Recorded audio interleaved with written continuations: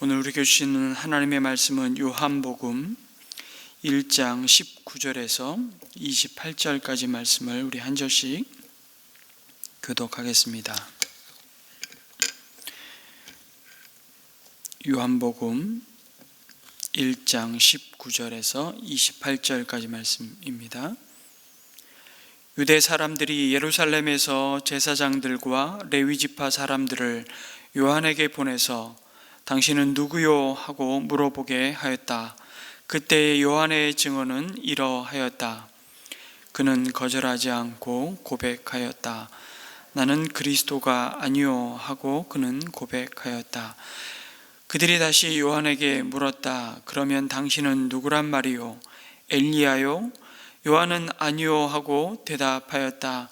당신은 그 예언자요? 하고 그들이 물으니 요한은 아니요 하고 대답하였다.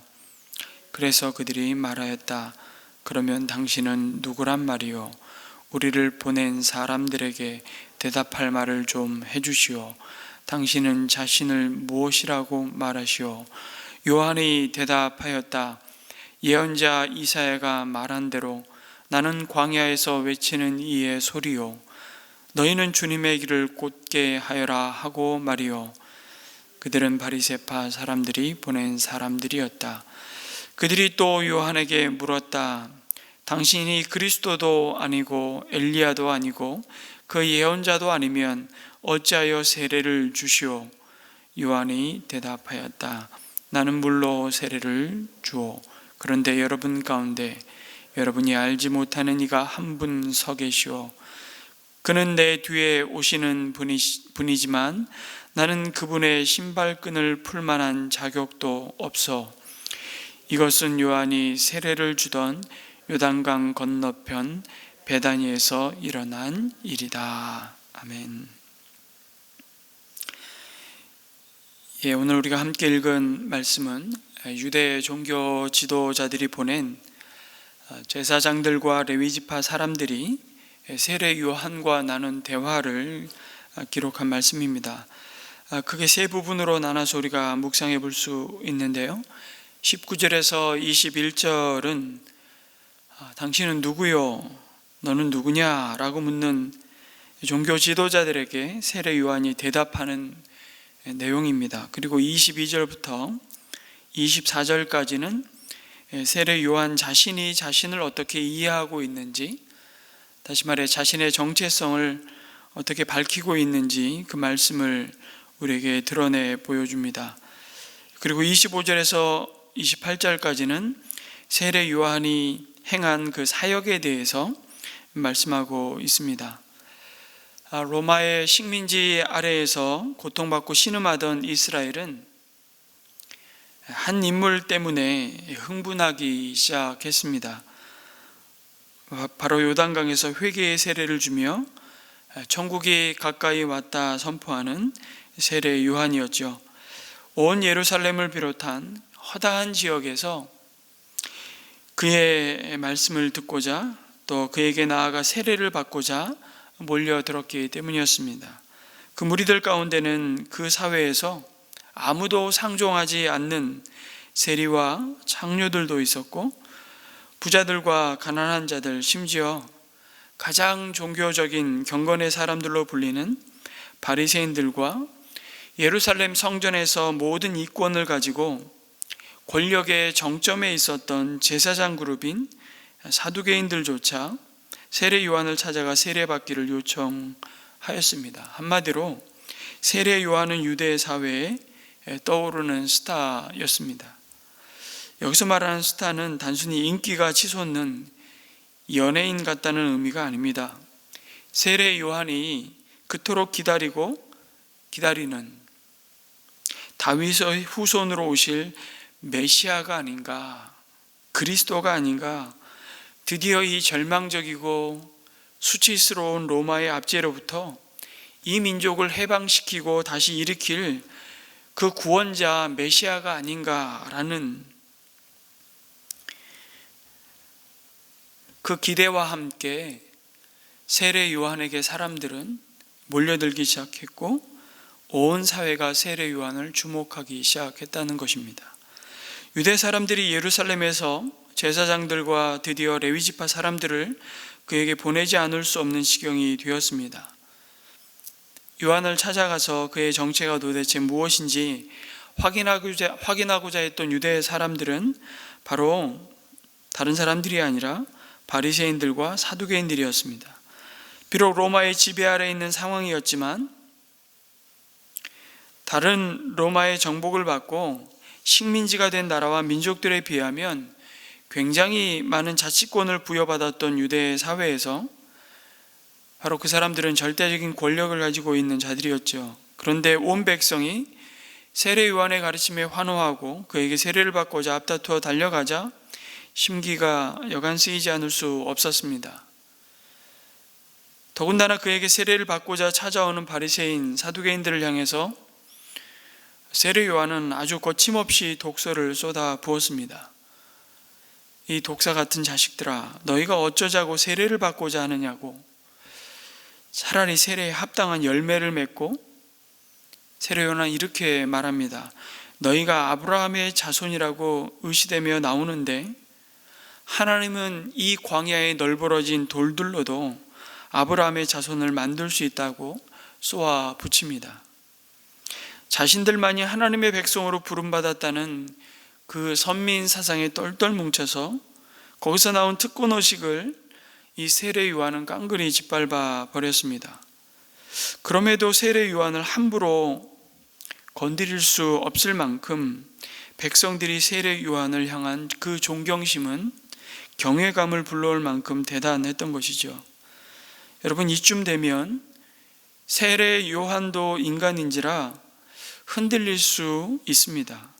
이제 자신의 말 한마디가 이 유대 사회에 미칠 파급 효과가 어느 정도인지 가늠하기가 쉽지 않을 만큼 그 권위가 참으로 무서운 위치에 이미 서 있었다는 사실을 그도 누구보다도 직감하고 잘 알았을 겁니다. 그런 상황에서 아마 굉장히 정중한 태도를 가지고 처음에는 세례 요한에게 나왔을 겁니다. 당신은 누구요? 라고 굉장히 윽박 지르듯이 검사가 죄인을 신문하듯이 넌 도대체 누구냐? 라고 이렇게 묻는 질문이 아닙니다. 처음에는 당신은 정말 그리스도입니까? 그런 기대감 반, 두려움 반, 의심 반, 여러 가지 감정이 섞여서 이 세례 요한이 정말로 구원자 하나님이 보내신 메시아가 맞다면 이 세례 요한으로 말미암아 우리가 지금 손에 쥐고 있는 이 기득권을 계속 유지하고 이 형편을 계속 유지하며 살아갈 수 있을까? 생사가 달린 문제의 질문을 지금 이들은 던지고 있는 것이죠.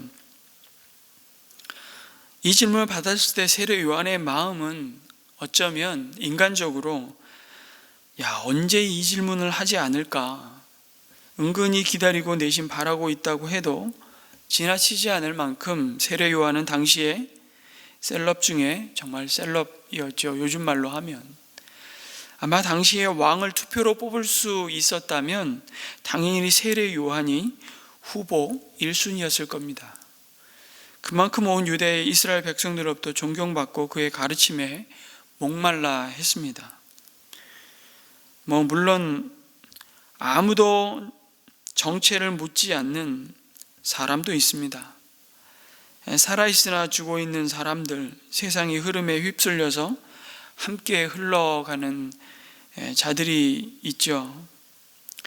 세상이 요한에게 당신은 누구요? 하고 물었다는 사실은 그가 살아서 어쩌면 세상의 흐름을 거역하고 거슬러가고 있다는 얘기일 수도 있습니다.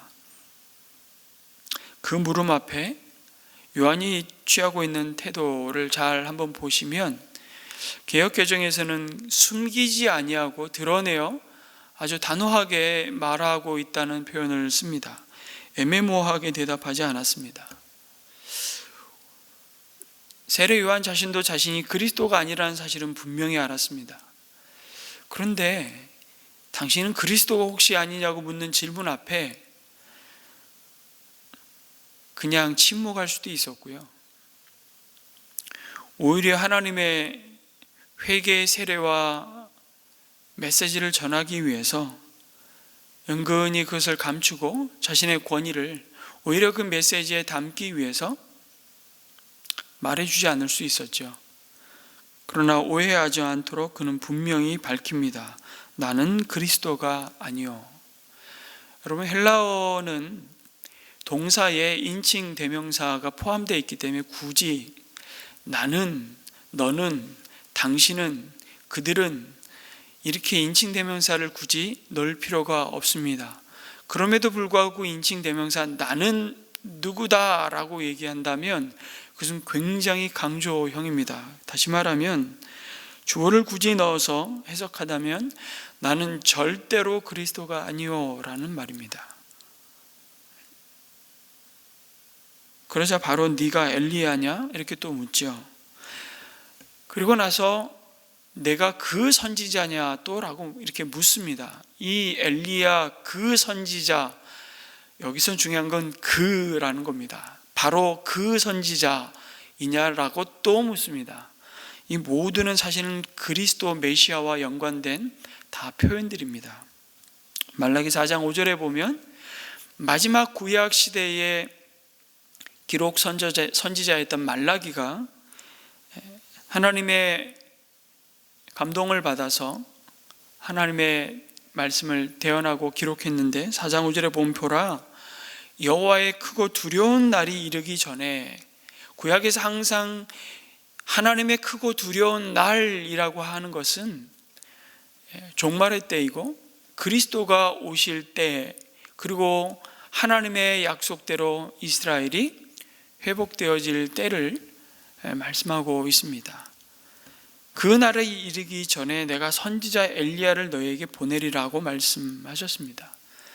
하나님이 자기 아들 예수 그리스도를 세상에 보내시기 전에 선지자 엘리야를 보낸다는 약속을 말라기를 통해서 하셨던 거죠. 그가 바로 세례 요한이었습니다. 그 사실을 예수님도 확인시켜 주시죠.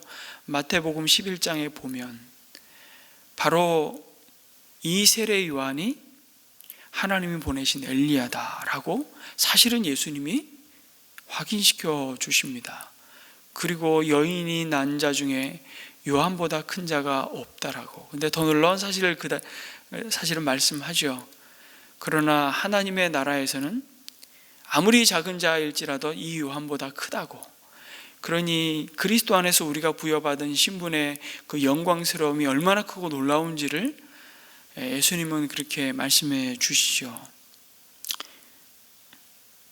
세례 요한의 아버지 사가랴가 천사가 그 세례 요한을 엘리사벳이 잉태하기 전에 찾아가서 이미 일러주었던 내용도 바로 그겁니다.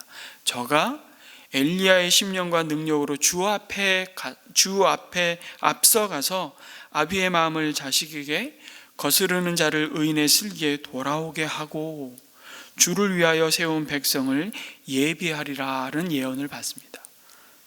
누가복음 1장 17절에도 천사를 통해서도 바로 이 세례 요한이 하나님이 메시아를 그리스도를 보내기 전에 보낼 나팔수로 엘리야를 보낼 텐데 바로 그 엘리야라고 천사도 증언하죠. 그런데 정작 세례 요한은 엘리야가 아니라고 말합니다.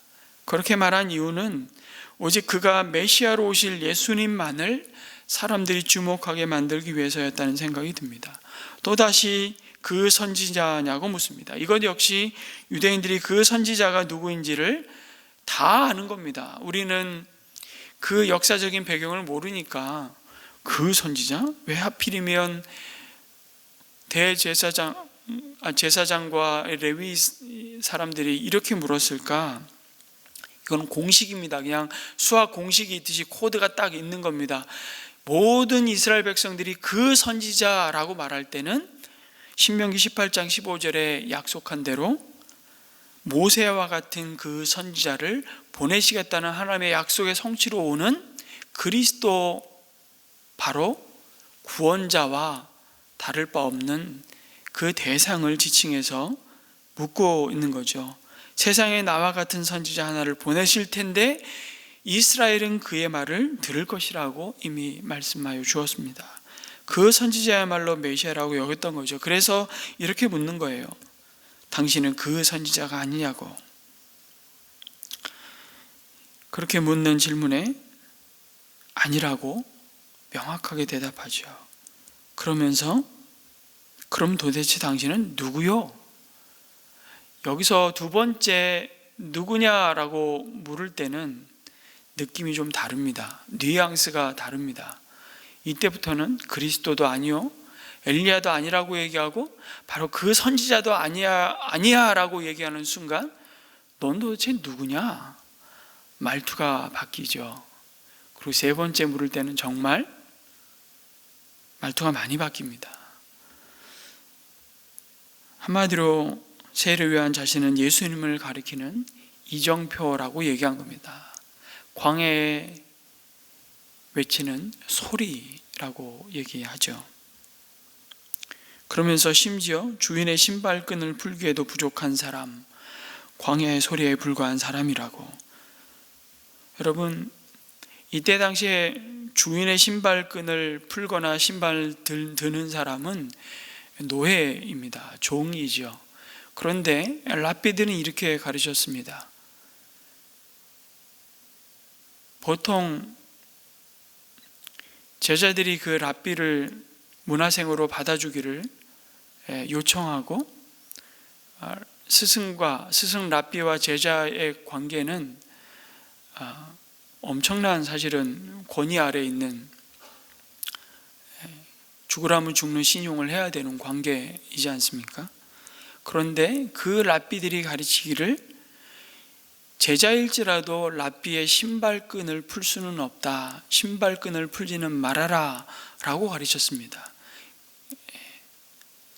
그거는 사실은 랍비 자신에게도 자존심이, 자기 제자로 받은 제자가 신발끈을 푸는 정도의 그 종이나 하는 일을 하는 거에 대해서만큼은 자존심이 허락하지 않았던 겁니다. 그런데 세례 요한은 뭐라고요? 주님의 신발끈을 풀기에도 부족한 사람, 자신은 그런 노예보다도 그런 하찮은 존재보다도 더 못한 주님 앞에 존재라고 얘기하는 거죠. 그런데 이것이 단순한 자기 비하가 아니라 사실은 자신의 사명을 너무나도 정확하게 인식한 자의 태도였습니다. 바로 창조주와 피조물, 거룩한 하나님과 죄인인 자신의 모습, 한 줌의 흙에 불과한 존재라고 고백하고 있는 것입니다. 어떻게 이렇게 겸손할 수 있을까요? 예수님에게서 세례 요한은 분명히 하나님의 영광을 보았기 때문입니다. 그 빛 앞에 등불과 같은 자신이 빛이 오자, 여러분, 등불은 어둠의 세계 속에 그 등불은 너무 귀한 존재일 수 있지만 해가 떠오르는 순간 그 등불은 존재의 의미가 없어지는 것처럼 자신을 그렇게 찬빛 앞에 등불 같은 존재임을 세례 요한은 분명히 자신의 정체성으로 품고 있었던 것이죠. 자신을 이 땅에 보내신 하나님의 목적이 무엇인지를 너무나 명확히 그 정체와 사명을 잊지 않았습니다.